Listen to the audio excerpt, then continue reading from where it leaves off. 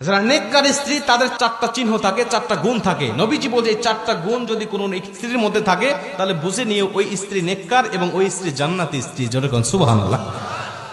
দেখেন তো আপনার স্ত্রীর মধ্যে মেলে কিনা এই চারটা গুণের কয়টা গুণ আপনার স্ত্রীর মধ্যে আছে? মা বোনেরা আপনারা একটু মিলান নিজের সাথে, যে চারটা চিহ্ন বা চারটা গুণ এর মধ্যে আমার কয়টা আছে আর কয়টা নাই। যেটা নাই সেটা আপনি আমল করার চেষ্টা করেন। প্রথম নম্বর, নবীজি বলছে যেই স্ত্রী কথাবার্তা বা অঙ্গ ভঙ্গি দিয়ে সবসময় তার স্বামীকে খুশি রাখতে চায়, সন্তুষ্ট রাখতে চায়, হাসাতে চায়, আমি নবীজি বলছি ওই স্ত্রী আদর্শবান স্ত্রী। যেরকম সুবহানাল্লাহ। অঙ্গভঙ্গি দিয়ে, হাসি দিয়ে, বিভিন্ন ভাবে কথাবার্তা দিয়ে স্বামীকে হাসি খুশি রাখতে চায়, সন্তুষ্ট রাখতে চায়, নবীজি বলছে ওই স্ত্রী সবচেয়ে আদর্শবান। আপনি মিলান তো আপনার স্ত্রী আপনাকে হাসায় কিনা, আপনাকে সন্তুষ্ট রাখতে চায় কিনা, নাকি সবসময় মুখ গোমরা করে রাখে? যদি হাসাতে চায় বা আপনাকে সন্তুষ্ট রাখতে চায় বুঝে নিয়ে নবীজির ভাষা অনুযায়ী ওই স্ত্রী আদর্শবান।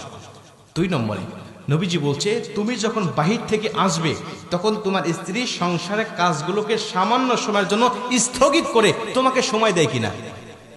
আদর্শবান স্ত্রী সাময়িক সময়ের জন্য সংসারের কাজগুলোকে স্থগিত রেখে বা একটু স্টপ রেখে তখন স্বামীকে সঙ্গ দিবে। বাইরে থেকে আসছে জুতাটা খুলে দিবে, জামাটা খুলে আলনার উপর রেখে দিবে, এরপরে কি লাগবে গামছা মুখ ধুয়ে আসছে ওয়াশরুম থেকে টাওয়ালটা আগায়া দিবে, তার কি দরকার এদিকে সে মনোনিবেশ করবে। নবীজি বলছে যখন আদর্শবান স্ত্রী এটা করবে আল্লাহ পাক তখন ওই স্বামীর মধ্যে স্ত্রীর জন্য মোহাব্বত ঢেলে দিবে। জোরে কোন সুবহানাল্লাহ।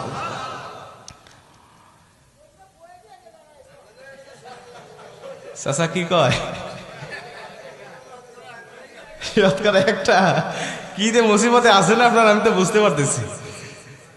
তো এইটা হলো 2 নম্বরে, তার মধ্যে 2টার মধ্যে 2টাই নাই, এটাই তো। আচ্ছা 2টা ফেল। গাজীপুরের মায়েরা আপনাদের দুর্নাম হয়ে যাচ্ছে কিন্তু।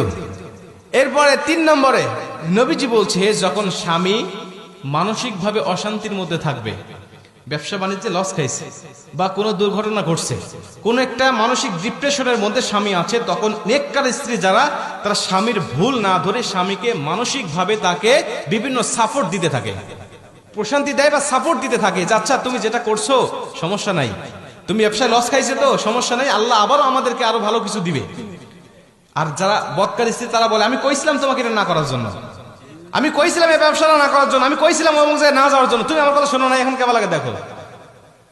এটা হলো বদকার স্ত্রীর কথা। নেককার স্ত্রীর কথা আচ্ছা তুমি যেটা করেছো এটা তো আল্লাহর তরফ থেকে হয়েছে, আল্লাহ তো বলেছেন ওয়ালা সাউফা ইউতিকা রাব্বুকা ফাতারদা, অচিরেই তোমার রব এমন কিছু দিবে যা দেখে তুমি সন্তুষ্ট হয়ে যাবে, অতএব মন খারাপ করো না, আল্লাহ এর থেকে আমাদের জন্য ভালো কিছু রেখে দিয়েছে। যেরকম সুবহানাল্লাহ। বলেন এমন কথা যখন কোন স্ত্রীরা বলবে স্বামীকে, তখন ওই স্বামী কিন্তু যদিও কষ্টের মধ্যে থাকে কষ্ট মুহূর্তের মধ্যে দূর হয়ে যাবে, যে কেউ আমার পাশে